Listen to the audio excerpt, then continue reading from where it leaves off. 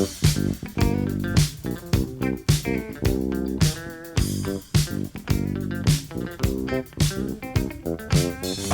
cookies. I love cookies. I love cookies. I love cookies. Welcome to Cookies, the world's most influential basketball podcast. It's fall. Mr. Andrew Kuo, have you started dressing? And I mean really dressing. Man, I look incredible. I look incredible and I feel incredible. If you saw me, you'd be like, well, first of all, did you get that leg lengthening surgery? Because I am towering over fools now. It is no longer short king summer. It's tall dude fall. Tall fall, baby. Tall fall. Tall king doesn't have the same ring as short king, though. No, it doesn't. Tall dude, tall guy. You still need to have a bit of royalty attached. Mm-hmm. Tall lord, no. Tall, it just conveys regalness already, and it doesn't have the same tonality as short king, which is a really perfect phrase. Short king, long liege, doesn't quite work. But, you know, I feel incredible because I'm taller.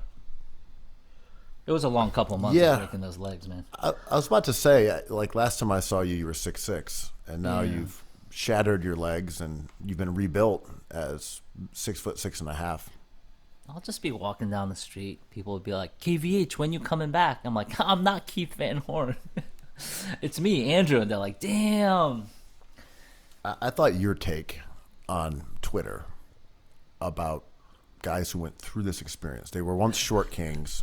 6 months later, it's tall fall. They emerge from their little cocoon of crutches and searing pain and screws and broken limbs. Mm-hmm. And they're like,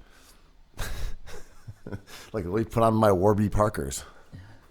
It's like you're rich. The only thing that's holding you back in society is that you're a short king.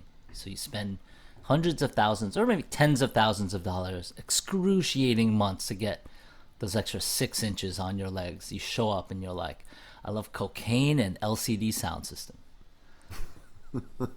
Someone date me. The one thing that was missing was height. And now I'm out here with my pork pie hat. And I am the cock of the walk. The cock of the walk.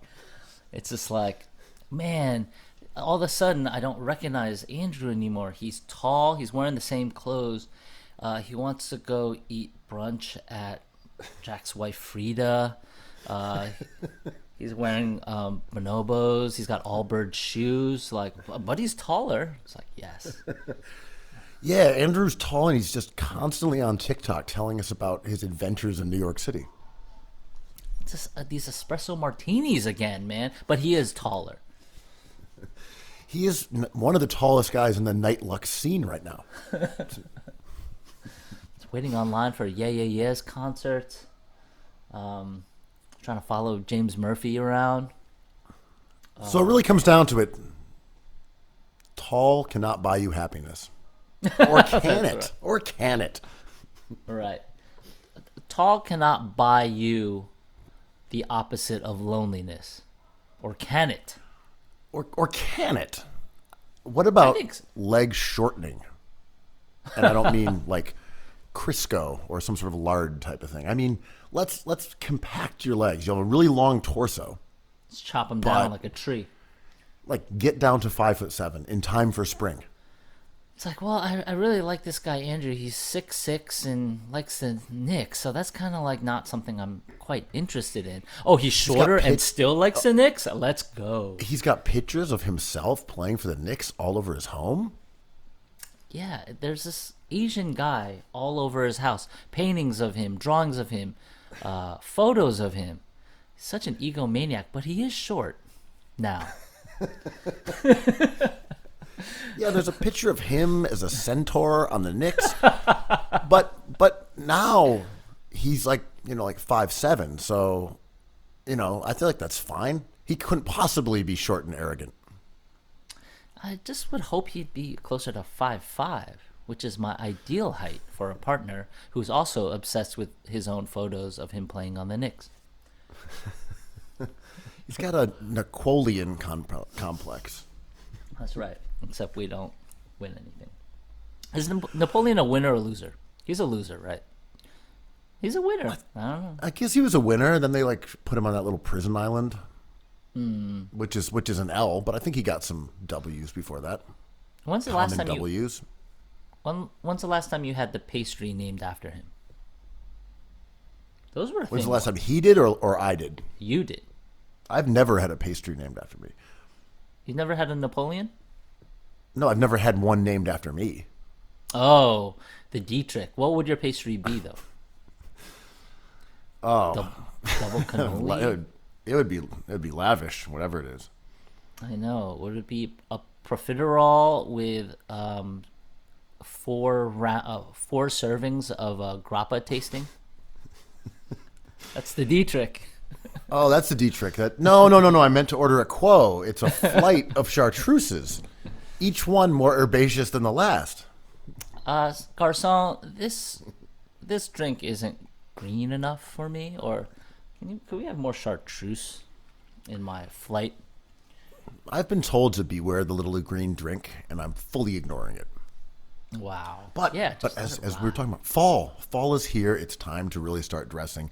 What are you breaking out from the archives, from the closets? You've been wearing nothing but short shorts, 2-inch inseam, wife beaters all summer, and now the full repertoire is unveiled. What's Quo wearing? So I shop like when I find one or two things, I buy them in bulk and just put them in storage. A few years ago, I stumbled on my post Nick Shorts era.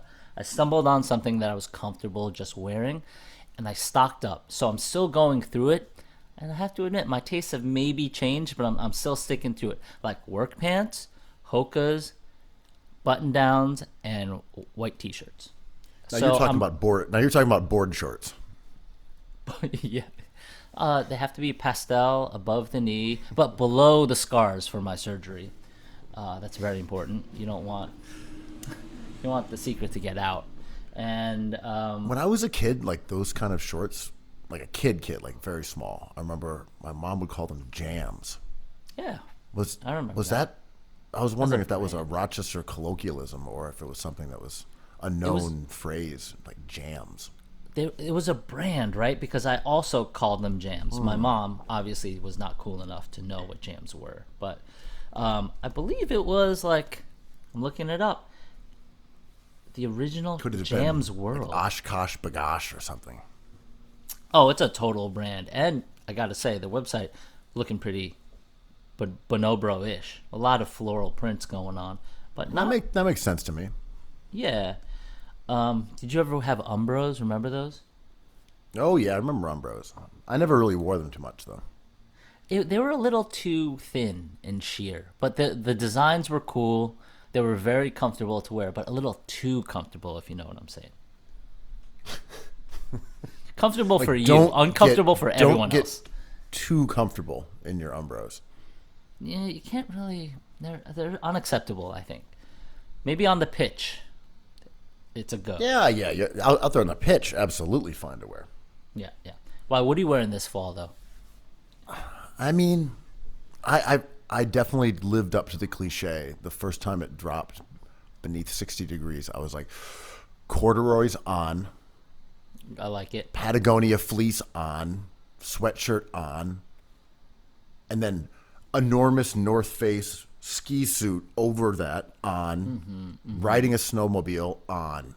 But yeah, I went crazy. I was like, was so excited to ditch t-shirts and shorts. I don't know if I've determined the fall look yet, though. Yeah. Do you have a plan other than dipping into your archive? Okay, so as I'm getting more washed and older, I think I want to introduce some sort of flair back into my life. For a while, I was just like, I just want to be not noticed, like most Asian straight men, just like a blank spot. That was very appealing to me. But now, after COVID, we're coming out, I was like, I'd like to add some color into my repertoire. But I don't want to seem goofy at the same time. So there's that fine line, you know what I mean? Like, when you rolled up the other night in, like, ski goggles, I was like, I see what... Should we talk about these? Did he just win a championship? Is he surrounded by champagne, or is he just trying to like be himself? So I want to add a little bit of color and flair. I'm currently wearing like bright blue pants that make me happy, but I feel like it draws too much attention to me, and I just want to get on the bus and have no one talk to me. Yeah, because I when I ran into you that night and you were wearing your little Newsy hat, I thought that was a nice little addition to your look. Like, it wasn't crazy, but the feather, I think it was like a peacock feather. Yeah. It kind of like set it off in a way that was sort of different from, you know, your typical like button down and Nick shorts with Wallabies look. Yeah. Well, I was gonna tell you I was inspired from your look a few weeks earlier, which was a Mad About You hat and a fedora. I was like, the shirt's tight, ooh, and it's doing a lot of heavy lifting for that hat. But okay. I mean, I think this all really goes back to, you know, when you would pop up at the Fish when we first met wearing a top hat. Oh, right.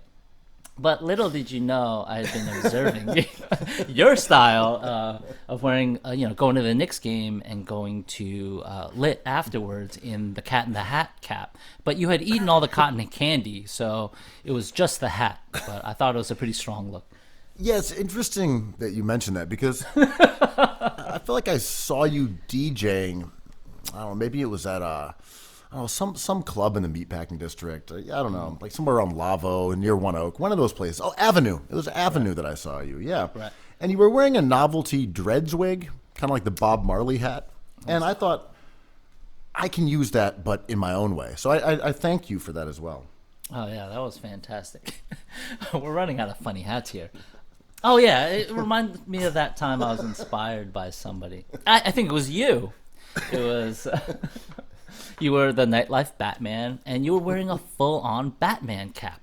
You know, like, you don't have glasses, so it's easier for you, but you had the pointy ears, and you had someone set out the signal, and you were there, and I thought that dependability of fashion commitment is something I really appreciate. Well, little did you know that when you emerged from the womb wearing a fez, that meant a lot to me, and I felt as if I could integrate that, but flip it up, remix it like marble cake. Yeah. What's up with your 10-gallon hat with a camera built into it? I was kind of fucked up, man. With a camera. It's like I was chilling with Ben, and all I heard was like zzz, zzz, zzz, zzz. It's fucked up, man. Spying on him. Yeah, so my fall look is a 10-gallon hat with a camera in the middle of it. Yeah, that's right. It's like Google Glass, but a little more analog, but also in a huge, enormous 10-gallon hat. Yeah, you were doing your op research, man. You got to research the ops. You know this. The ops always must be researched. That's right. So what have you been up to? We almost crossed paths this weekend, but it turned out that you were frolicking up in I was in Mito? different boroughs. I was Mito? Is that what it's called? Midtown? Well, first I was in Queens, and then, I was at Flushing Stadium, or, what do you call that stadium? Anyway, it was, where the U.S. Open is held, and I went to see a concert. I went to see Jamie XX play. Mm-hmm. It was far, man, from anywhere. So I was going to meet up with my friend, ex-Cookies guest, Cookies family member, Kelfasene. Mm-hmm. He lives away from me, and we were like, should we meet up, or how should we get there? And everywhere was an hour away. How do they expect people to enjoy a show that started at 4 p.m.? It's crazy. Set time for Omar S is 4 p.m. on a Friday. And I'm a huge Omar S fan. I'm like, how are you supposed to take off at 3 p.m. for a show, for a headliner that gets on at 9:30? It's crazy. It was sold out. It was packed. So it worked out, is what you're saying. It did, but how? Like, can the promoters, how much can they get away with? Because I don't think anyone was there for Omar S. It's a DJ from Detroit. I mean, does this fall into the discussions about New York being like an early to bed city now instead of the city that never sleeps, like having shows that early in the morning? But did it go late and it was just an odd, like almost festival-esque layout of artists. No, curfew was at 11, man. But you know me, my night did not stop there. I hung out in Midtown, hopefully with the approval of the mayor of Midtown, Pablo.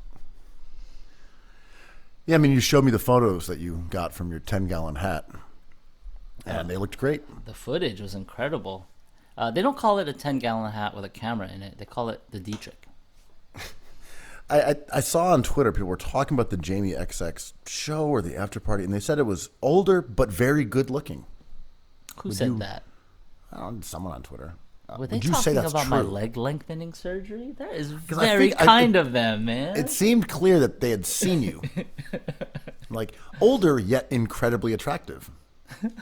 Because my take on the crowd was it was fully washed. It was like, I guess you see, I guess everything is a mirror, right? Because I was like, there's just a bunch of dads, a smattering of kids. Like, to be clear, all these DJ Fortet, Floating Points also performed. Pharoah Sanders died in the middle of Floating Point's set, and he disappeared from the stage, which was, we didn't know at the time, but that was why he did an album with him. But it was like a lot of old washed dudes. It wasn't a dance party. It was like a swaying in your place party. I would call it like emo DJing, because everything is kind of like, has a crescendo. It's kind of like dramatic. It's not like a house show. I wish. So I think the crowd was, in terms of style points, saw a lot of, I didn't see a lot of fake Rasta hats, but I did see some people wearing bright colors, which is great, but mostly just like brunch people. It's like the Time Out show when people are like, what are we going to do? It's like, well, I read in Time Out that this guy Jamie XX is performing, and you like the XX because they've been on so many car commercials. Let's all go, the six of us. It felt like one of those shows. Does Time Out still exist? It does, right? Well, the brand is strong with their Time Out market in various certain cities, right? Like the Portugal Time Out market is a hit. Yeah, I believe they've done that elsewhere, or maybe that was the plan. I've been to the one in Portugal as well. It's definitely successful and popular, at least in terms of when I was there a couple of years ago. But yeah, as a brand, I remember they would have it franchised out, and it would be Time Out in like Buenos Aires, and it's in English, and you know you could buy it, but it was more. It wasn't a weekly or monthly magazine. They were kind of like quarterly sort of tourist guides that they would sell at newsstands and places where people who spoke English would buy them, and they were updated like once in a while. But yeah, I'm thinking about some of those old sort of weekly publications. Like you had the Village Voice, obviously served that role. Way back in the day, I think you had Flyer. I used to do design. There was another one I'm forgetting too. Yeah, there was Flyer. Was that the one that Hosey did? Yeah, I think it was. Maybe so. German guy. And then you also had what's it called? The L Train magazine? Oh, yep. Things to basically tell you, to sell ads and tell you what the cool thing to do would be. Like if you had just moved here and you had a crew of people, or you go to college here, be like, just go to one of these 5 shows, 5 restaurants, check out this thing. It was useful. I thought it was good, but the internet kind of swallowed that whole, right? Well, I kind of was thinking about that in terms of how do people get their information, right? Do you get them directly from the bands you want to see, or are you following, because I don't really go to see live music like that. Are you following Baby's All Right on Instagram, and then you see them put up their list and you check it out every, couple days to see if there's someone interesting, and then you go buy a ticket and you go? Or are you just a Mac DeMarco fiend and you follow him on Instagram and he says, I'm coming to New York, and you buy a ticket for that? I don't know if is there. Sorry, just to interrupt you. The last point I was going to say: is there that resource though, like a Time Out or a Voice or a Flyer, that's like, here's a bunch of shit to check out this week? I don't know. I was talking to someone in the biz about that, the music industry, and to that point, I went to see kind of like an older band, and there was surprisingly not as many people there as there should have been. And I was talking to my buddy, and he was like, "Oh, that venue had trouble promoting that show. They were talking about it leading up to it because sales were disappointing, and they're like, we have money to publicize this, but we just don't know how to do it, because putting an ad out in any of these papers, that doesn't really work. There's no like Pitchfork website. There's no hub of like music information. You almost have to just street team it on Twitter and Instagram, and at that point you're at the mercy of your followers. And he was just like, the industry's trying to come up. There's acts that will sell themselves, and then you get into the middle class of acts that need kind of a promotional push. Like, I don't know if X band will play until someone tells me. I'm like, oh, I'd like to go to that. And if you're not in a show, if you don't have a song on Stranger Things, like, it's tough to get the word out. And the industry's trying to figure out how to let people know something is happening. I guess what I would do if I was a person who wanted to go to shows, I would follow Baby's All Right, like the Bowery outlets. Wait, does Babies do like an overall like scene check, or is it just their venue? No, I'm saying that's what I would do. I would just follow all the venues, I guess, and then just check them to see who was playing. I just don't know another way of doing it. That would be my. What if you had a website that took all this information? Yeah. Put it into one place, then opened up a food hall with delicious egg pies and seafoods, delectable seafoods. But you can find out where someone's playing at Baby's All Right. You don't have to follow all these things. You can get those little egg custards, those little delightful little treats that we're going to name the Quo after you. They're like a Taiwanese Chinese delicacy, and I didn't know there was like the Portuguese had populated Taiwan for a while. I was confused. I was like, these are exactly like the things I grew up eating, and then someone schooled me on it. But yeah, they ring a bell, and then the fresh ones are out, and there's a little queue, and they are so delicious, man. So we've decided that Time Out is the future of music. That's right.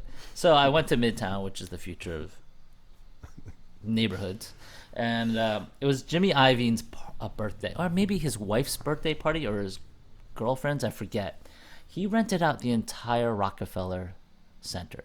So his party was where the ice rink is, which is currently a roller rink.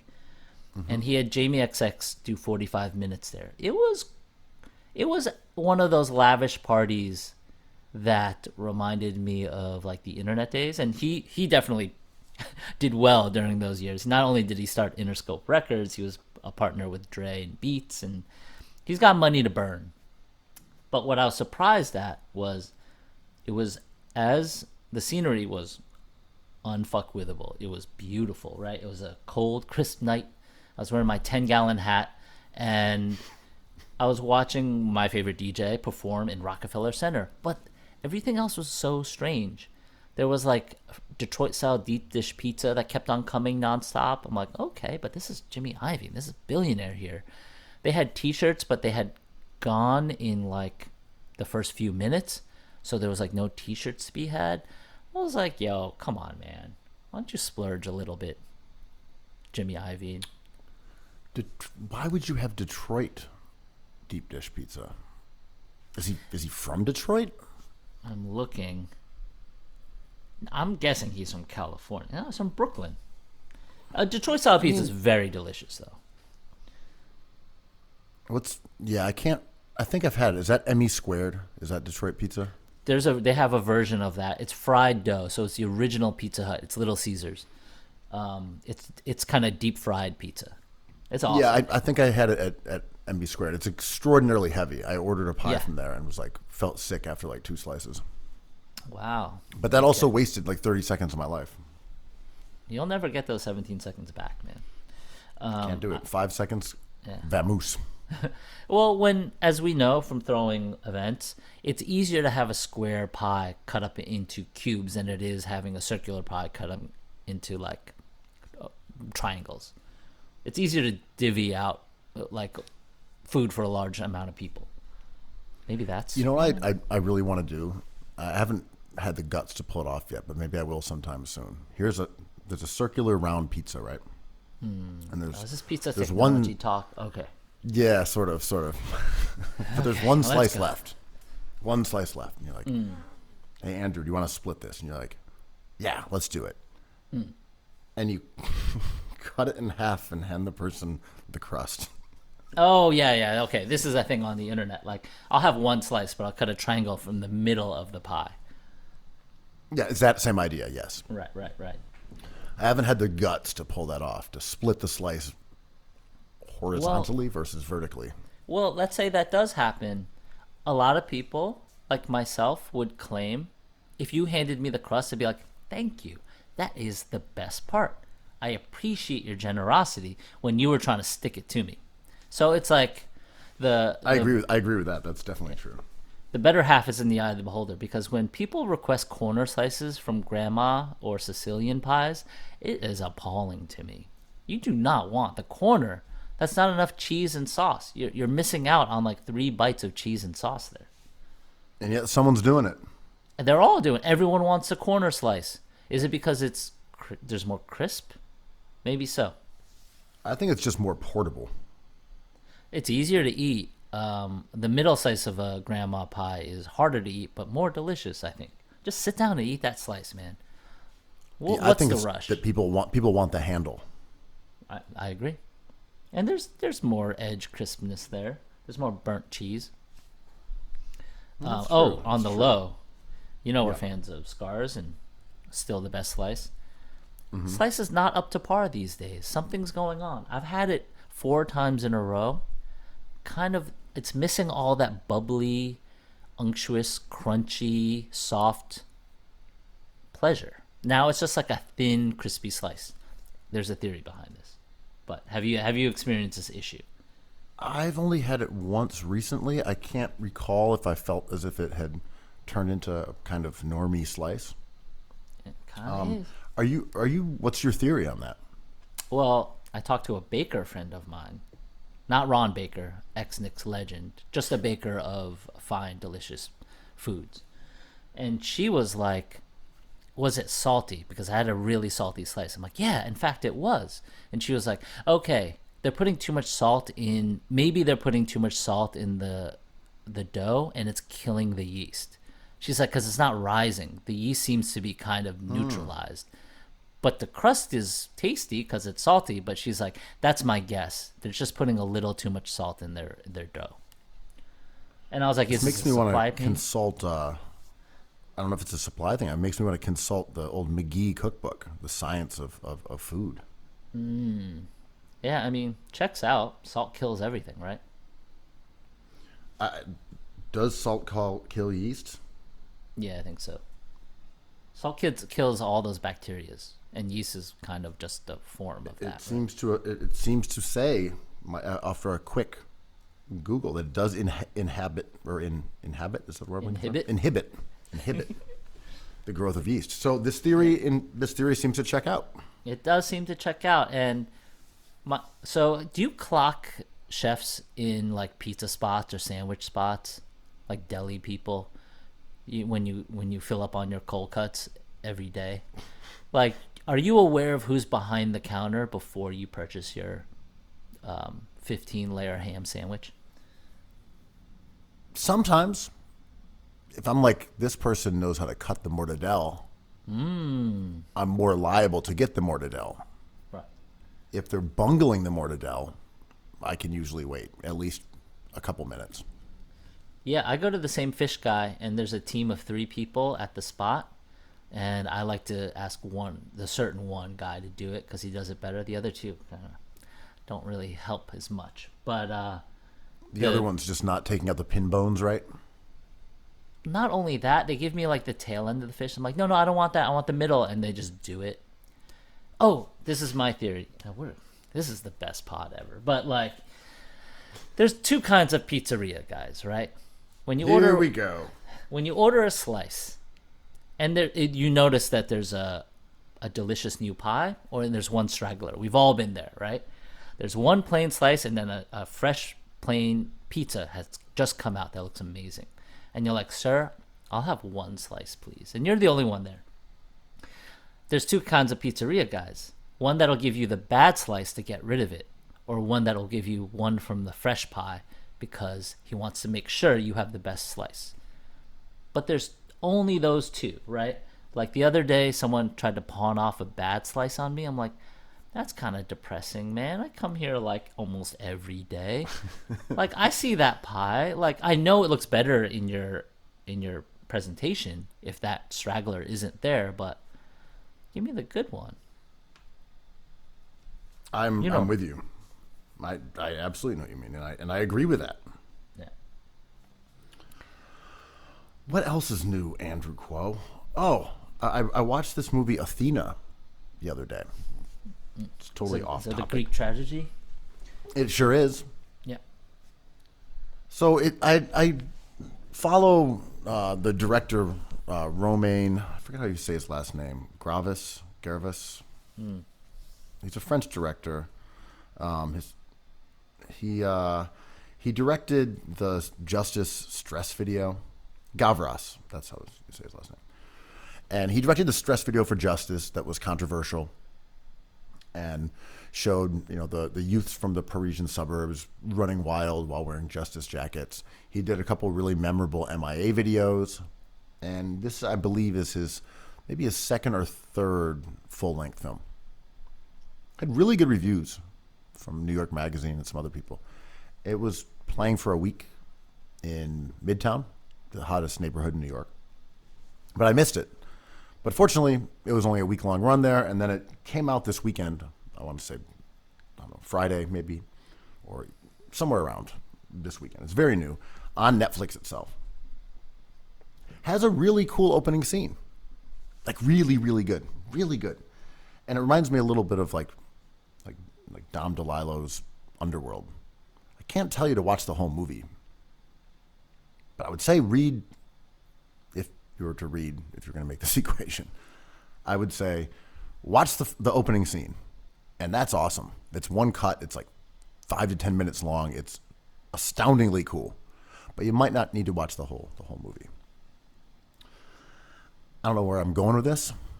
I just wanted to boast to you that I'd actually watched the TV show. You had texted us telling us about this scene, and it got me thinking, like, there was that famous one cut shot in Birdman, I believe, right? That Michael Keaton movie that people were. Well, there was this weird though because they kind of faked it all the time in that one too. Sure, and this The whole goes to my movie was thought. one scene. One was like no cuts, sort of, but it was. Right. Children of Men kind of did this for the battle scene at the end, and I am not a one shot elitist. It's like, why do people celebrate this technique? Is it because of the degree of difficulty? Because I don't really notice it until someone tells me it's one cut. It's like our editors being downplayed here. It's just like, we give awards out to like people who edit Scorsese movies and people who do an amazing job telling a story. Is it giving too much credit to like a reverse dunk or like something, or a crossover dribble or a Euro step, which is like, that's incredible? I'm like, well, is it? Like Tim Duncan. You're saying, is it all style? Is that what you're asking? Do we value something that is maybe not as interesting as this thing that we're trying to downplay, which is like a beautifully edited scene? I think there's a natural inclination to admire those shots because they are most like life. We don't live with cuts other than like taking like long naps, which I think is like here's a smash cut. I'm taking a nap now, and I wake up and I'm not. I was just thinking. Wait, yeah. I'm sorry. I was Go just on, thinking go on, about go this. Let's say Walt Disney is right, and then they can bring him back to life. He's not cryogenically frozen, but he's the most famous idea, right? And they were like, okay, in the year 2080, we can bring this motherfucker back to life. His experiences is like, yo, what happened? Where am I? And it's just like, oh, you've been dead for a few hundred years. It's like, nah, I was just resting my eyes. It's just like, no, everything's changed. Look, the Knicks are good. There's hoverboards. It's like, wait, I just like took a little breather, and all of a sudden, it's like a quick jump, right? Like if if they could figure out a way to bring you back to life after you're dead, like let's say your grandkid be like, oh, that DNA is around, his hair strand can recreate him with the same consciousness, you'd just be like, what happened? I was just resting my eyes. I mean, that's true. You're not cognizant of the fact that you've been gone for that long. I mean, isn't this the theme of like Connecticut Yankee and every other hot tub time travel mystery? Yeah, but I was just thinking about editing and how that is like more cool than not editing. Like that edit's kind of amazing rather than just watching the Knicks lose every season. Just like, can you just like edit me until they start winning? I was like, give us a second, but first we have to kill you. And you have to be cryogenically frozen for 100 years after James Dolan Jr. sells the team. I guess that makes sense to me. Totally logical. Yeah. I would say that Checks as well. out. What to say? There's no arguing that. Yeah. Duh. Wait, so I interrupted you with my painfully obvious point. Well, my theory was just going to be that we like those single or non-cut scenes. What would you call them? One shot?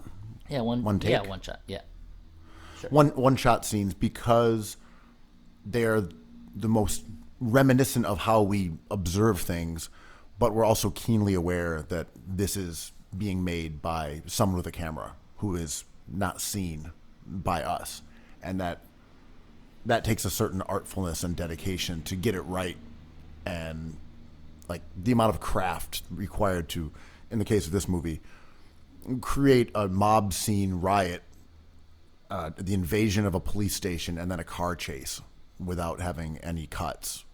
Like, it's just technically amazing to do without the appearance of the camera at any point, if that makes sense. Yeah, and I think the kind of like, not to get too hokey, but like the joy and sadness of experiencing something like a basketball game or a movie is it's on the clock, right? It's not like tennis or baseball. It's a specific thing to these things that kind of run down.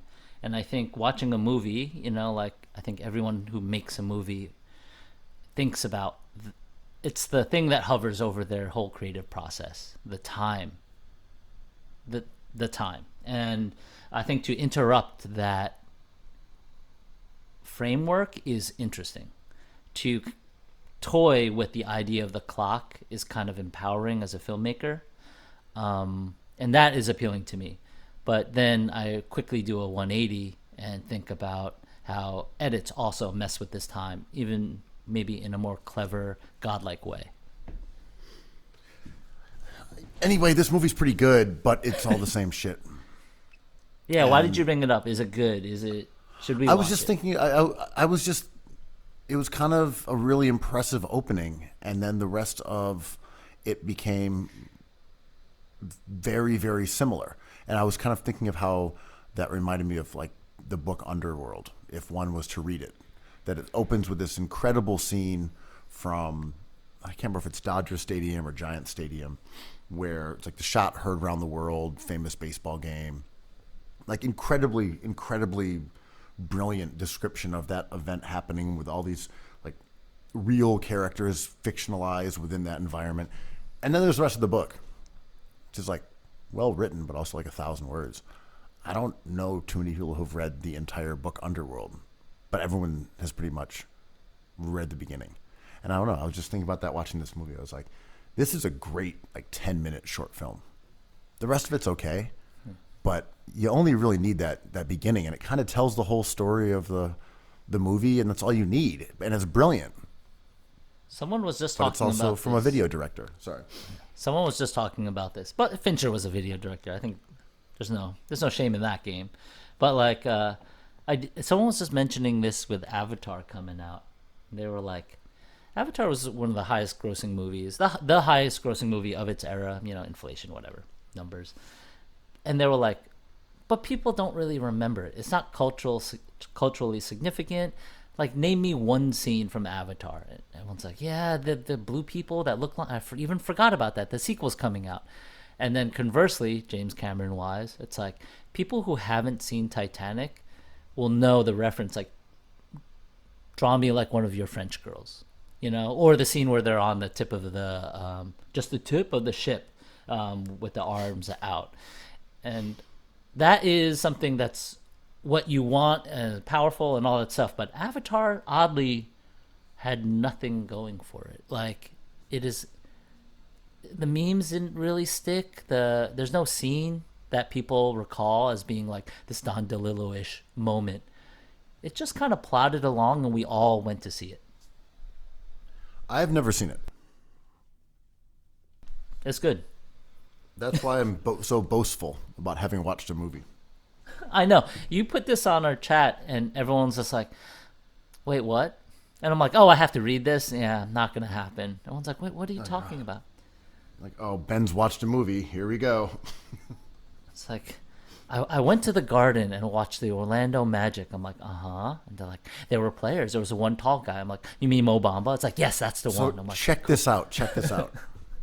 It's like a TV show, but it's an hour and a half. right. It's Crazy. like real life, Crazy. but it's on my they have TV. these things. It's like a book, but there's no paper. I haven't seen Titanic either. We talked about this years ago. You're just doing a thing at this point. What, you don't like movies? But how? Well, that's true. But I'm not doing a thing. How would I just stumble upon Titanic? Well, how would you stumble upon Athena? Follow that guy Romaine on Twitter. Sounded cool. I mean, Titanic, an awesome movie. That was different because that was a VHS. It was so long it came out on 2 VHS cassettes. But I saw it in the theater. Figure out how to watch Titanic. Yeah. Have you seen any James Cameron epics? Have you seen all his Aliens #2? Have you seen Terminator? Yes, Terminator and Alien, of course. Okay. I mean, that dude makes incredible movies. He's a megalomaniac to the definition of that thing. He's walking around set in a 10-gallon hat. I saw some. I didn't see the 10-gallon hat, but I did see some videos from his Avatar press tour, or at least some still photos that were incredible. So based on the theme of the movie, which I do understand, despite not having seen it, it kind of deals with colonialism and imperialism and indigenous people. So he went on this tour where he was inviting indigenous Americans and people from around the world to go to screenings of Avatar, as if to sort of say, I'm telling your story via the blue people on Endor, or whatever the planet's called. And Porzingis was like, what the hell? And there are these photos of him wearing like tribal hats surrounded by people from various indigenous tribes, and it just being James Cameron in the middle of it. I also like the fact that he apparently took a water vessel, a submarine of some kind, and went and visited the actual Titanic before making the movie. He's obsessed with underwater I gotta stuff. check this out. Yeah, I think he has done like a documentary series about like the world under the sea. But he's kind of incredible in the sense that, to your point, he's not really connected to reality at all, because he works on these projects that are almost too big for a human. Like I think he wants 5 avatars at the end, and I think he's painstakingly detailed. And people were bummed because he's like, oh, not only is he not going to finish these 5 avatars because of his lifespan, but he's only going to work on Avatar. And of all of his ideas, like, this one is like the least interesting, maybe. I like the Web 2, the fake world, the projected world. I think that's kind of cool, especially when you're watching a movie in CG. But yeah, it's kind of depressing that he's just going to make Avatar for the rest of his life. Speaking of underwater, I saw a tweet from 2001. I'm sorry, 2021. Sorry, said, and it was about a restaurant. It says, in '94, inspired by the theme restaurant boom. I guess we're talking about Planet Hollywood, Hard Rock Cafe, stuff like that. Rainforests Cafe. Steven Spielberg and Jeffrey Katzenberg founded Dive, which had an exclamation point. an undersea submarine themed restaurant. Locations are open in LA, Las Vegas, cool. and Barcelona. I'm looking at the photos. It looks kind of cool. Wow. But I'm like, the original Le Dive. well, Wow. The origins of Le Dive are finally revealed. are there a bunch of From Catholics dive hanging to out Le Dive. just eating octopus, squid? A bunch of Satanists are all hanging out, debating painting, eating all sorts of cephalopods. Who's that peeking in my porthole? Is that, Podcaster. is that a right-wing Methodist? A neo-fash Lutheran peering through my porthole? Wow, nobody now. Yo, Katzenberg has a few L's on his resume, huh? Didn't he do that weird short form app TV? I forgot what it's called. Zingo Bingo. You know that thing that just went down? Yeah. What was it called? Pingo Pongo. Yeah. Oh, Quibi. Quibi, that's the one. Yeah, right. Yo, Katzenberg. No Quibi Jimmy was one of the Iovine more- here. Quibi was one of the more obvious L's that was like looming. Like, okay, it's going to be super short stuff that you'll watch on your phone, but kind of like a channel. I'm like, Insanely bro. high budget. Yeah. We're going to put movie Avatar money into this, and you're just going to consume it on the go. It's a la carte movies. Like, what the hell? I mean, his W's are Shrek, Madagascar, Kung Fu Panda, Walt Disney stuff. He was the chairman of Walt Disney Yeah. from 84 to 94, which is like their heyday maybe. I don't know, man. Would you trust him with the Detroit style pizza party? Get my man Jimmy Iovine over here. Katzenberg, what the hell? What the hell are these tiny little pieces of pizza? Katzenberg, this a is little, Elio's. He said tiny. they're squares. It's just you said squares. The size of raviolis. Come on, man. There's no ravioli on this pizza. Yeah, it's pizza on the run. Pizza on the run. Try it.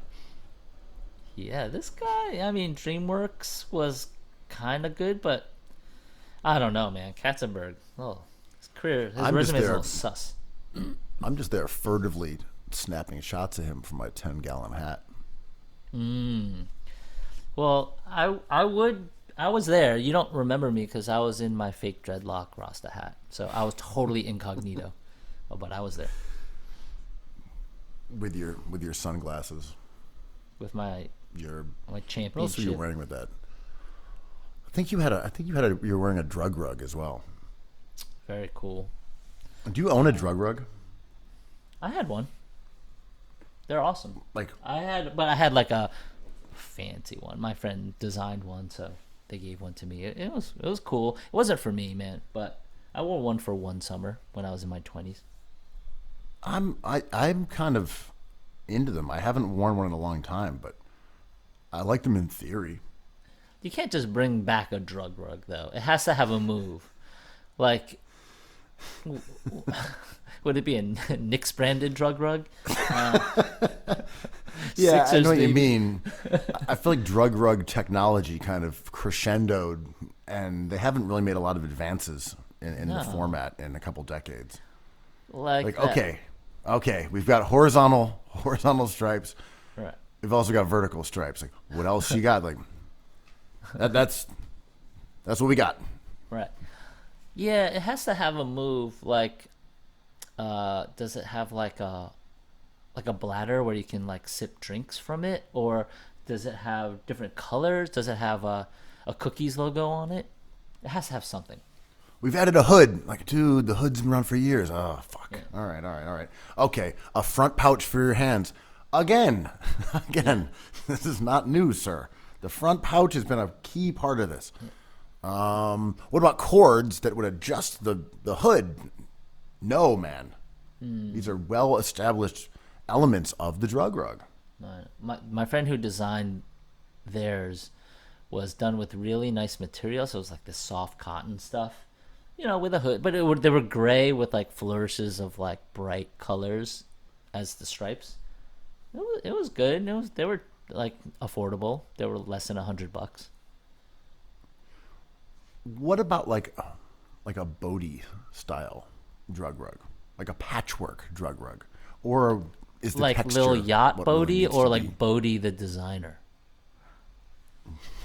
Like the designer, but also Lil Yachty? Okay. Either one is fine in this Yeah, context. yeah. Bodhi, so it would be like it would have marker drawings of logos on it. Like Now I'm just gonna think it's Emily Bodhi all the time. Little Emily Bodhi. Yeah, it's little Emily Boat. Yeah, if it was made out of patchwork corduroy with drawn on Knicks logos with like Crayola markers, let's go. See, that's the $400. kind of drug rug innovation that the streets need right now, and someone needs to feed the streets. That's an opulent tip right there. Just the opulent tip. Get this opulent tip. Just the opulent tip. So one thing I think that you're very concerned about right now is there's a new trend, I guess. Maybe it's an old trend, but this idea of spouse hating. Oh, That marriages are terrible places. That they're hell on earth, and you see people complaining about their marriages on Twitter, social media. And this all goes back to like some Jackie Gleason shit, though, right? But nevertheless, there's a tweet here that went viral from someone named Joseph Brassy. He says, the fact that we're being bombarded with, quote, it's normal to hate your spouse, stay in your awful marriage, unquote, propaganda. Maybe that was hard for you to understand. All right. I'm gonna redo that. The quote didn't help at all. I know we don't read, The- but like just with this one time. The fact that we're being Oh my god. bombarded with it's normal. Okay, the fact that we're being bombarded with it's normal to hate your spouse, stay in your awful marriage propaganda, weeks after a Psychology Today article said that women's standards are rising, is it's not my fault. It's the way this clown wrote it. Joseph Brassy is the one. Like, he put quotes around it's normal to hate your spouse, stay in your awful marriage, but not around Psychology Today. Like, we're that's tough to read. So the premise is he's mad at the culture of hating being in a marriage, and He's saying that big awful marriage is out here saying, yeah, awful marriage is totally normal because women's standards are rising and it's becoming harder for men to get dates. this sounds like some incel stuff. But so he's No, doing, it's like wannabe feminist. so this is the reverse Gleason. It's not like, oh, my wife is keeping me from my man cave. It's like the wife is like, you're no Timothy Chalamet. Is that what he's trying to say? Like the standards. He's saying of, that women's standards are going up. So in turn, there is a push of propaganda by men, by cishet men, to say, oh, having a bad marriage is normal. You're supposed to hate your spouse. it's not my fault. Your standards are way he's too high. He's exposing the big male industry because women now have higher standards. Have you found this to be the case? That women's standards are soaring? I mean, with the way you frame it, you would have more experience in this. I've been in a legal union under God for a long time, so I don't inhabit that place. But Well, I think As the someone- first part of the quote, it's normal to hate your spouse, stay in your awful marriage. Have you found... okay, so found that framing is relevant to me. I hate it that my wife lets me watch the 82 Knicks game, sometimes twice. She's like, what are you doing right now? I'm like, I'm watching the replay of the Knicks game from last night. It is now the afternoon. She's just like, I hate you. And I'm like, oh, these standards are way too high. Just way too high. Am I only supposed to watch these games once? She's like, what are you doing now? It's like, well, I'm tweeting RJ Barrett's basketball reference information. She's like, my standards are way too high for this now, man. I went to the Harry Styles concert no one was doing a deep dive on Jalen Brunson at 2 p.m. on a Saturday afternoon. So you're saying, in your opinion, women's standards have not gone up at all?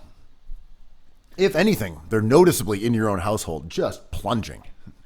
My wife's standards have, as long as I've Just been with the same deteriorating person, on a daily basis. she's like, do you actually think Jalen Brunson's going to add that many wins to the Knicks where you have to do another deep dive into his Dallas Mavericks stats? I'm like, well, yeah, he's 3 good years for ago. 7 or 8 wins. 3 years ago, I remember you saying, my wife is sick of me wearing my Rasta hat and eating over the sink. Right. Now, she loves your Rasta hat and loves to eat over the sink with you. Her standards have declined, but your standard of living has soared. She sat me down the other day and she said, I still love you, but you have to take off that Dietrich. I know there's a camera in there. No one wears a 10-gallon hat around the house. Please take the Dietrich off. You're like, this pastry? This delicious pastry, This isn't a camera. This is it's made out of cake. this is a profiterole. She's like, what is this flight of chartreuse beverages? I'm like, my namesake. Your namesake. But like, yeah, in my experience, I don't think women's standards are going up at all. No, and there's like better men out there than ever, I think. I know where this article is going. Like, in popular culture, like, we're no longer inundated with just the Tom Cruises. I think we've evolved to accept, I mean, they've been accused of maybe baiting a little bit, but like Harry Styles, Timothée Chalamet, the biggest stars we have now are no longer the DiCaprios, right? I think that's an evolution of sensitive thugs, you know, like, I like it. These men are cool. Is that what the article means? Like, through the evolution of like Zoomers and millennials, like, we're on the other side of that with higher standards? Well, look, if either of us read this article, we might have an answer. You made me read Sadly. 10 minutes of a book, so a movie book. Sadly, we don't know what this article said. No. Okay. I think it kind of ties into like dating apps. Just sounds like some dating app adjacent thing. Like, women now can flip around on Bumble and see all their options. They don't have to marry the milkman anymore, as they did before 2011. When Well, it I was know like the two milkman. men. Yeah. The milkman was just the cock of the walk. I know 2 men. One's a scientist, Doctors Without Borders guy, and the other one's a Knicks fan. Oh, I got to pick between the two. They're the only 2 men I know. But as someone who is more fluent in the language of the scene today, do you think the standards of men have gone up? For men have gone up? My gut instinct would be that probably better looking people from both genders or all genders have more choice proportionately than they used to, only because they're going to have a wider swath of people who would be into them, almost on some like NBA salary cap thing where you're like, oh, the distribution of contracts is really weird now. Like, yes, of course, there's the handsome man, the Tobias Harris, who is he's getting a huge percentage of the money, and then you've got someone just grinding their way to get into the league who's on the borderline, and they're getting like a smaller cut. George So I don't think it's that women's standards have necessarily gone up across the board. I think for like the average person, it's probably always how it was. I don't think the average person has more choice than they used to. I think it's like they're doing capitalism, but with dating. That's what I'm saying. The rich get richer. I guess so. I mean, the article probably, if I'd read it, which I never will. Look, you say whatever you think or want it to say. As they said in the article, now go. I read the tweet. You read me the tweet, but And poorly. I didn't even read it that well. Yeah. But, you know, the Gen X vibe is like, I'm a loser, baby, so why don't you kill me, right? And, like, that was embraced. Gen X still doesn't have a presence in lawmaking or even culture for that matter. Ooh, I want to talk about this on a different pod, the Kurt Cobain effect in 2022. But I think that article is probably suggesting that the way men are presented now on the internet or whatever is far removed from the sad boy thing. And I think as a previous sad boy, because that was what we were taught to think, and little did we know that we didn't look like Ethan Hawke. To your point, he's doing capitalism there. He's finding out a way to profit the most out of what he has. So Ethan Hawke can take the forms of all these different people, sad, happy, supervillain, protagonist, whatever. He can do it all. But when you're George Niang, you can't really do it all. You're just Shrek. You're not Tobias Harris. So is there advantage of Shreks out there?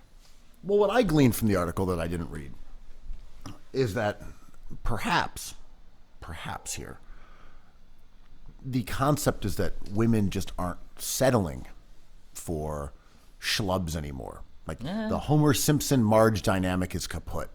These days, King of Queens, Ray Romano. She right? doesn't need a Homer Simpson. She can be an independent woman, and it's that idea that like, if the tolerance for men's bullshit and slovenly appearance and stuff is lower, and that because there are more options out there. That's just my interpretation of the article I didn't read. I used to have a nightlife friend circle of like these young people from they all moved to New York, and they were always so funny. They were just like, dude, we love a chubby dude. We love like this whole like schlubby thing, like you guys are some people are so worried about like looking good and all that, exercising, and they're like, we like a dude who like football and chicken wings. They all married like rich, slender, well-kept guys. All across the board, they're all with like handsome drummers. Yeah, they were setting a trap.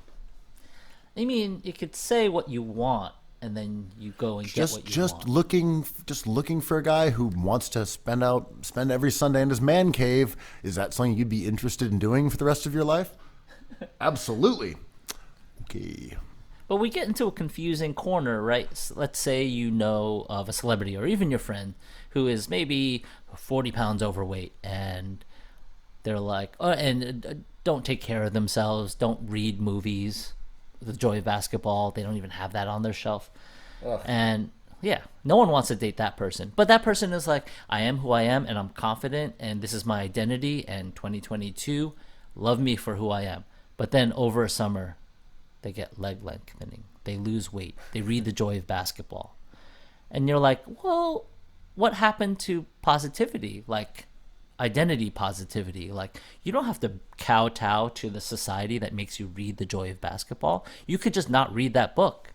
So is it denying another movement? Do you know what I mean? Like, do you want that happened to certain actors, right? They lost a ton of weight, and they're like, well, you didn't have to do that. And they're like, well, I wanted to be healthy. It's just like, but now you're flying in the face of body positivity. It's like, well, I wanted to live longer. It was really wild when 50 Cent lost like 80 pounds or something. We thought he was sick, 40 right? pounds. Yeah, for a movie role in a film that no one saw. Like, sorry, Fifth. He got that back, though. Yeah, he got it back. And more. He's a brolic bloke. Yeah. So should we talk about hoops a little bit here? We're an hour in. Just basketball. Media We're talking day. about slams, jams, crossover dribbles. That's the stuff. 3-pointers. Yeah. So, big week for our agendas. Ben Simmons finally speaks to the media. Meanwhile, the most toxic organization in NBA history is doing toxic again. The foul dirtbag organization of Boston Celtics, the scum of the NBA. Move them to Seattle, man. Yeah. They're up to their vile antics once again. What do you want to start with? These are both great topics that are in the Cookies Hoops wheelhouse, and I feel like we're going to destroy both of them. Let's go Udoka. What is there to say about Udoka? What's the deal with Ime Udoka? But honestly, what is the deal with Ime Udoka? Because the Celtics won't tell us.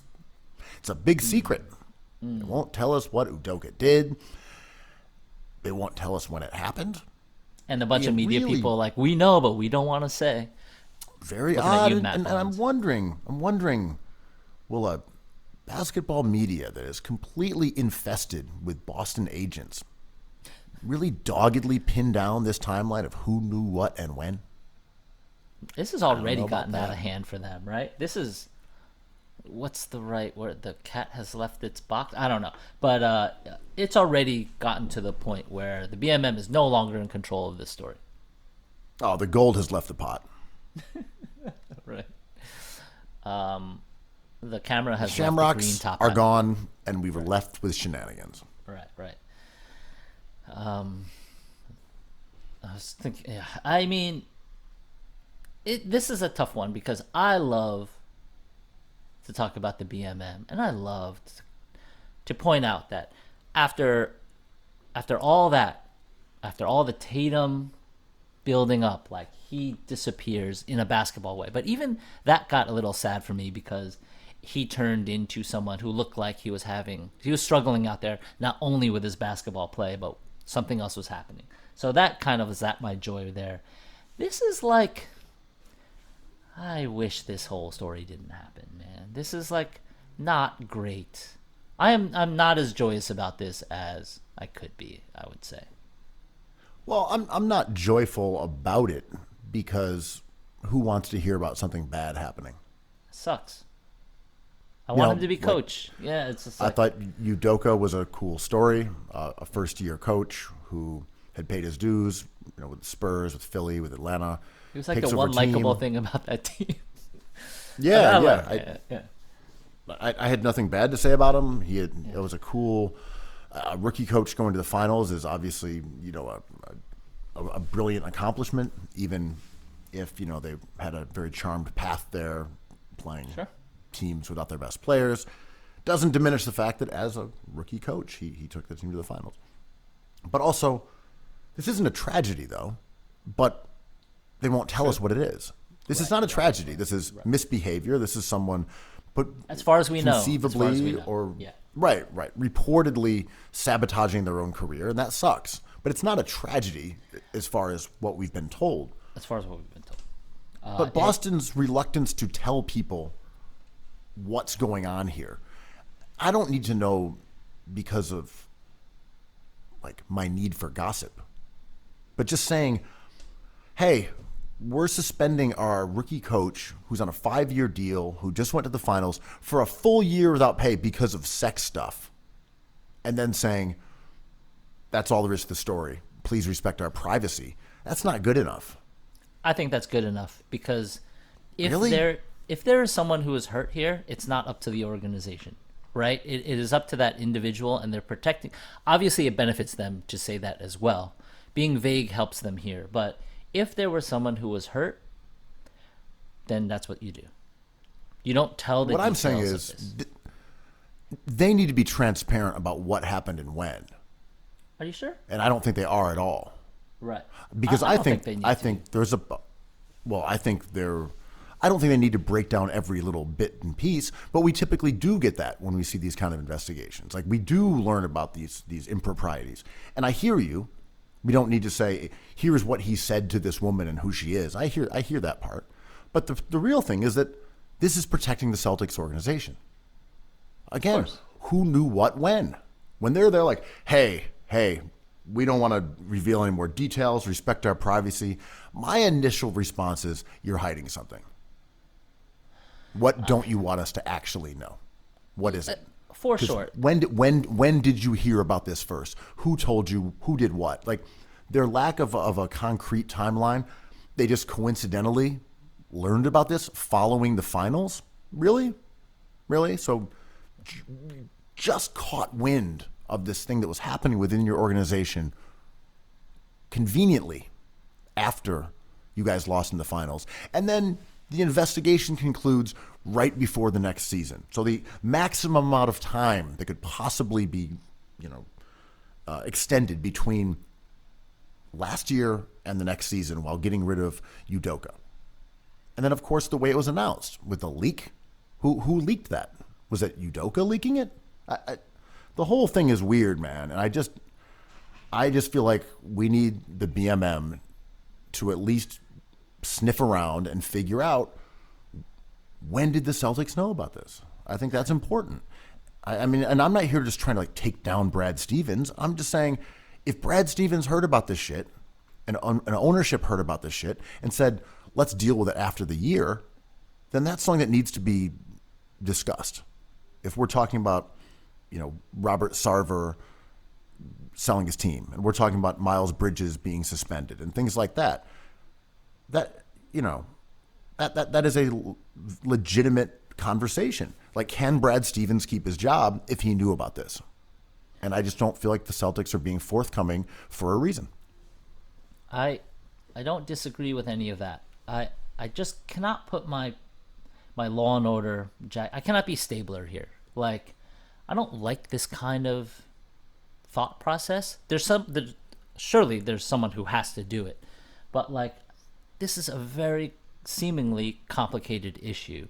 Where some other I don't think the Sarver issue is complicated in this sense, but this seems to be involving a lot of codes, a lot of personal feelings, and a lot of deep structural personal human things, and I don't demand.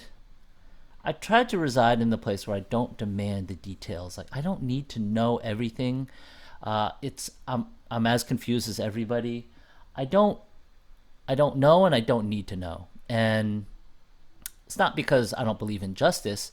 It's I'm not the one who desires justice. I don't know how to punish people who go through various muddy situations. I do agree, if we really wanted to talk about tit for tat, Brad Stevens is the boss, and he has come out of this kind of surprisingly unscathed. And there's Stephen A. Smith is adamant that the punishment was too severe. I don't think we know enough to say about that, but Stephen A. Smith is famously and is attacked for this. But I think he's making a larger point about maybe some inherent baked-in racism with the way this is going down. And Ime Udoka being a black coach in Boston, and Brad Stevens not being that. And this is all murky, valid stuff. I do not need my pound of flesh here. I don't either. But my thing is, this murkiness is the problem. Just say what happened when, spell it out in terms of a timeline. I don't need to know. You don't need to know, but they can't just say it's murky, leave it, let it go. If people knew about it, that's my thing. I don't even remember, want my they pound are the of flesh. cops. They are the cops, right? They run the league. They have no boss.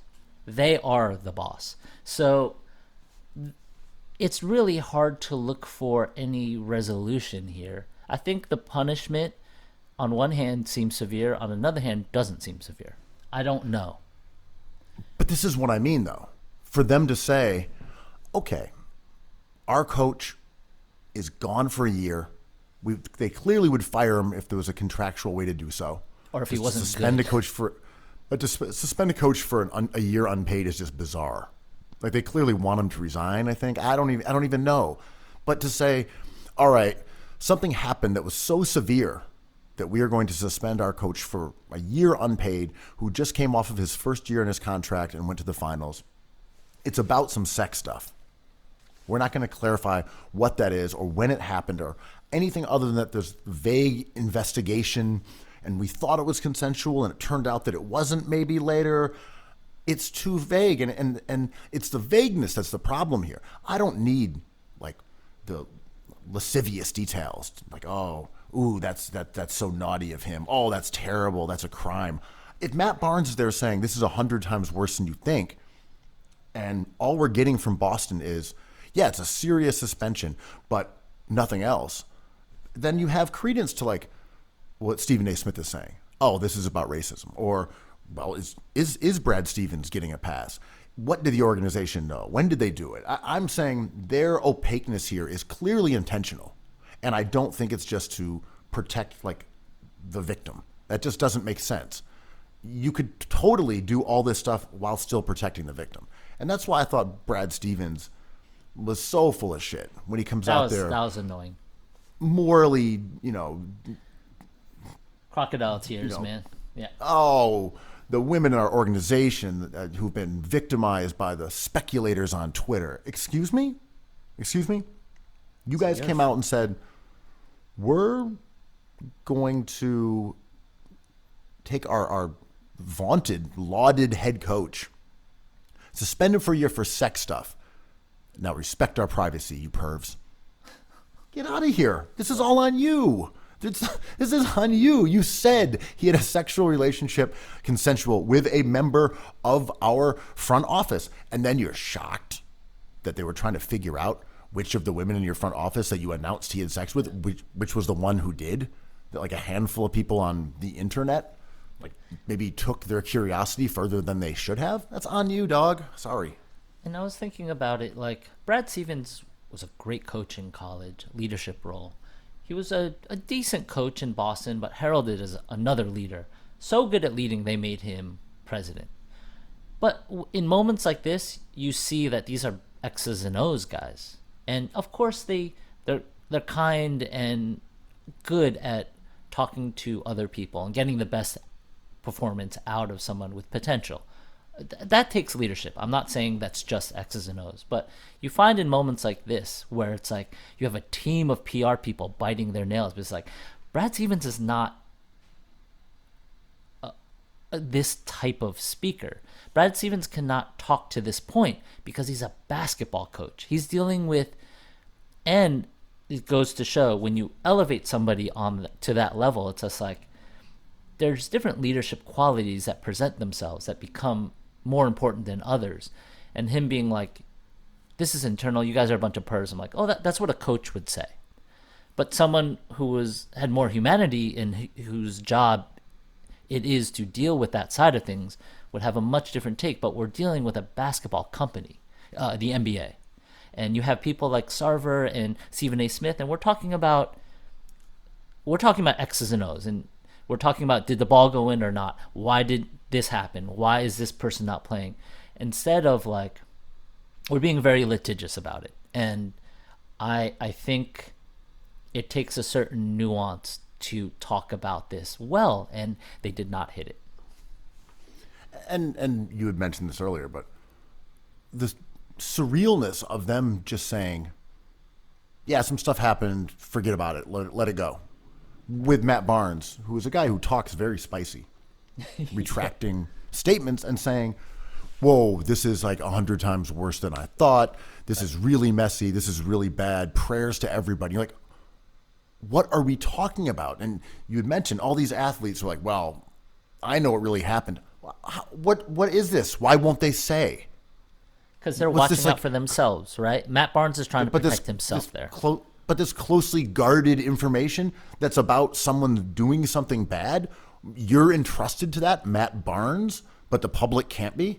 Yes. How does that work? I think that's okay. The public does not need to know. The public, it is okay if this never comes out publicly, in my opinion.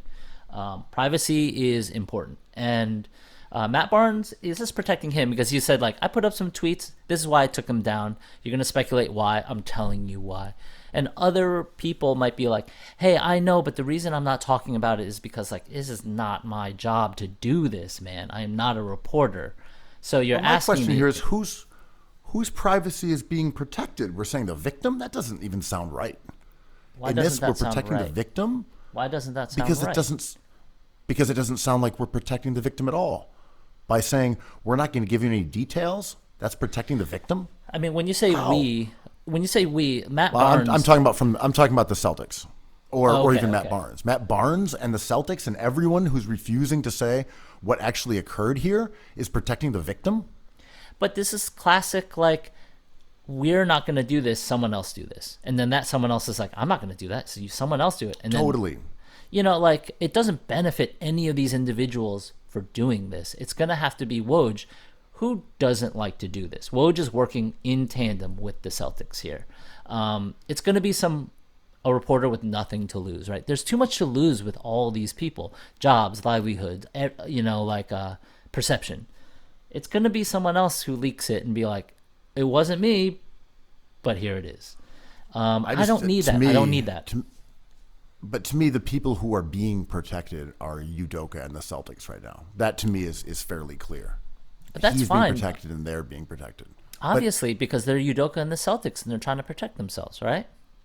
Yeah, totally. That's what I mean. And I'm just saying, it's to me the idea that the reason for all the silence and the opaqueness is to protect the victim just doesn't quite add up. But it's good enough. The Celtics protecting themselves, and it's them protecting Udoka. And without them giving us the details on what he actually did and what the Celtics did about it and what they are doing and when they knew, the Celtics need to be accountable for this.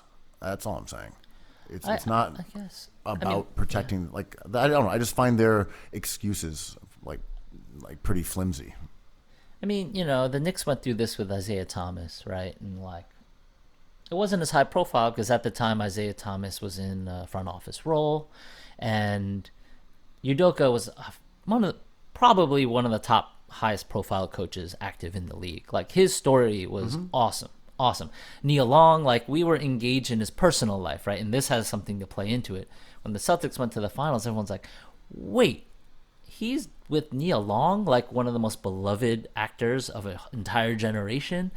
He's even better than we thought. King shit, and we built that up. And what happened with Isaiah was it was settled out of court. James Dolan paid for a bunch of it, and Isaiah kind of I think was head of the Liberty for a second before they sold it, and kind of disappeared. And Isaiah had been already vilified yes. by Knicks fans at that point too. Yeah, I mean, he's on NBA TV now, and he's back. But I don't blame the Celtics for doing this. I almost think it's the correct move. I know there has to be justice in the world, but I am not one of those people who pays attention that much. There's so much gray area. What happened to Sterling versus what happened to Sarver, two very different things, two similar outcomes probably. But can I talk about that with certainty? No, I cannot. And I just feel like this situation, as a sports community, we're ill-equipped to deal with this conversation. That could be. I just feel like they are not also giving us the proper equipment to deal with it. I think the Sarver situation, which had an investigation, we had all these Allegedly. Details about. Yeah. What do you mean? Well, investigations, what does that mean? They talked to someone and they confirmed it. It's just okay, right. Okay, the sure, Mavs had an sure. investigation and they were like, we're all good. And one's like, well, what'd you do? It's like, well, we don't want to tell you. It's our own investigation, internal, right? Right. I'm talking about the NBA's investigation into the Suns. They're like, okay, here are our confirmations of things that first ran in the story about Sarver and all these issues he had, whether they were And about he's got a race terrible or reputation gender, for years. Yeah. There were all these things, and they laid it out, and people looked at the stuff and said, this punishment isn't enough. And that's where I'm like, at least that has the accountability of the public. No matter what you thought of the league's initial year suspension, $10 million fine, at least people could come to their own conclusions about it. And LeBron came forward and said, hey, I think I think this is too little of a suspension. So did, say, Zach Lowe and people like that. With this, it's like, hey, we're going to handle this internally. You don't worry about what happened here. I'm like, I get why an organization would want to do it. Yeah. I just also kind of think that there's a reason they're doing that.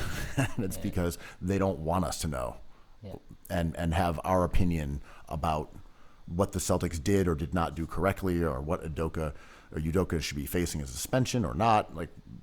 They're withholding information that doesn't allow us to at least come to a conclusion that we can find satisfactory. Yeah, and that satisfaction is a slippery slope, right? Like when you mentioned Zach Lowe, I've been watching like all these people I really love talk about this, you know? Perkins, Lowe, Malika Andrews, and Stephen A is the only one who's like, nah, this is some bullshit. And I'm like, whoa, because I cannot imagine, I don't know what someone like Zach Lowe would actually think about this in his deepest thoughts, because we'll never know. But you don't go on TV and be like, well, actually, you go on TV and you're like, this is too lenient. More people should burn for this because this is unacceptable. And it's like signaling a worldview as opposed to talking about a singular incident. Whereas Stephen A, interestingly, is like, no, I just want to talk about this one incident. I think, and talk about whataboutism, I think there's similar examples that cause me to question the severity of this punishment if I compare them to other examples. And he does the convenient thing of not mentioning specifically those other examples. Right. But we know what he means, right? Like, this stuff happens in many corporations, but this is very highly publicized and people want their blood from this. I mean, I don't even think people want their blood from it. I don't think that's the case at all. I think people just want to know what happened and whether or not Boston handled this appropriately. I think that's the main prevailing issue, at least from my standpoint. I don't see anyone like, oh, Udoka must pay. Oh my God, it's all over the internet. It's all on NBA TV. But we don't know what he did. But this is what I mean. It's a signifier for a worldview, right? Now Zach Lowe is talking about his own worldview about this kind of general hazy idea, and Udoka kind of ceases to become the topic of discussion. It becomes a discussion of behavior, and which is not wrong, to be honest. And I don't need any more from this. I think it's sad, and if someone was hurt in this, I'm okay with it just going away and him serving a suspension. Like, I don't need to know anything more. I know too much. But I'm saying you don't know too much. We don't know anything. Personally. What I mean is, like, first of all, I have not seen the prevailing sentiment being, oh, Udoka must pay. I have not seen that at all. But this is Celtics hate. But it's on NBA TV. It's on ESPN.